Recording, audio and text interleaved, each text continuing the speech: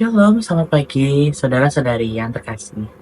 Dalam Kristus, puji syukur kepada Tuhan karena pagi ini kita masih diberi kesempatan untuk membuka mata, menghirup udara segar, dan melangkah ke hari yang baru.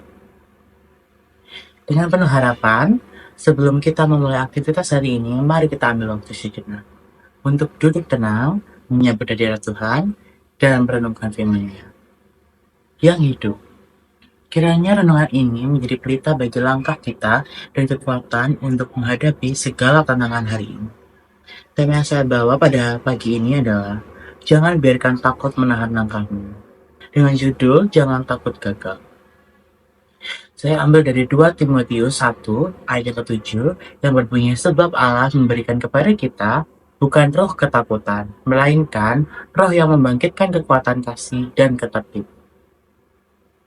Sebelum kita memulai, mari kita doa pagi dulu. Tuhan Yesus yang baik, terima kasih untuk pagi yang Engkau beri. Terima kasih atas napas kehidupan, kekuatan baru, dan kesempatan untuk merenungkan firman-Mu. Kami rindu mendengar suara-Mu, rindu dituntun dalam setiap langkah kami. Allah, hati dan pikiran kami agar kami dapat memahami isi hati-Mu dan berjalan sesuai kehendak-Mu. Dalam nama Tuhan Yesus Kristus, kami berdoa. Amin.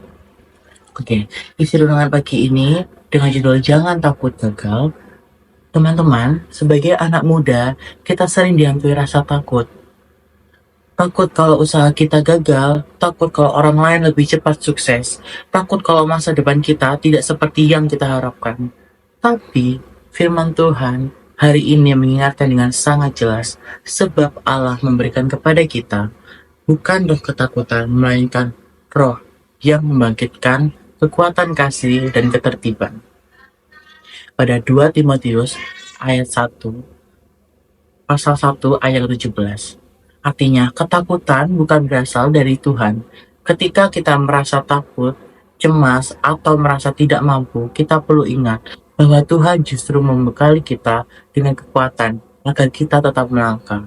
Meski belum melihat hasilnya, kasih agar kita bisa mengasihi diri sendiri di tengah proses dan tidak menyalahkan diri, ketertiban agar hidup kita tidak kacau oleh emosi dan tekanan, tapi tetap berjalan dengan arah yang jelas. Yesus sendiri tidak luput dari penderitaan.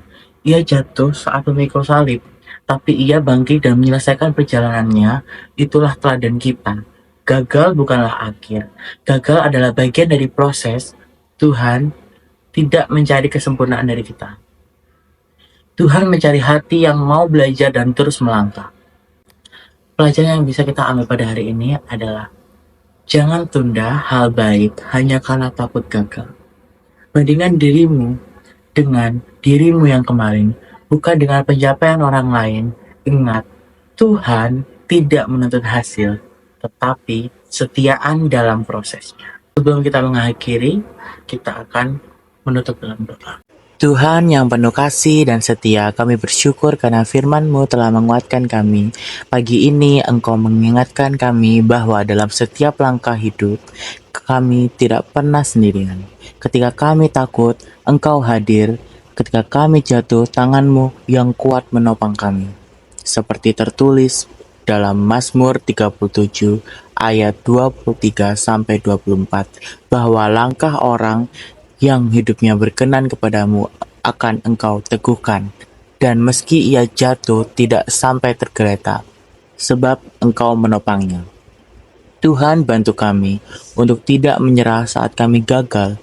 Amsal 24 ayat yang ke-16 berkata bahwa orang benar dapat jatuh 7 kali, tapi ia bangun kembali. Kami mau menjadi orang-orang yang terus bangkit dalam iman, percaya bahwa setiap kegagalan bukan akhir, melainkan proses menuju rencana-Mu yang sempurna.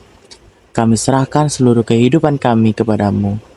Tuntun setiap keputusan kami, dan penuhi hati kami damai sejahtera yang dari-Mu saja. Terima kasih Tuhan untuk kasih dan penghiburan-Mu.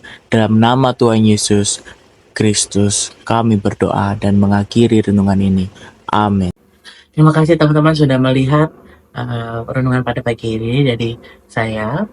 Tuhan Yesus memberkati dan menyertai harimu. Ingat, kamu tidak diciptakan untuk menyerah, tapi untuk bertumbuh bersama Tuhan.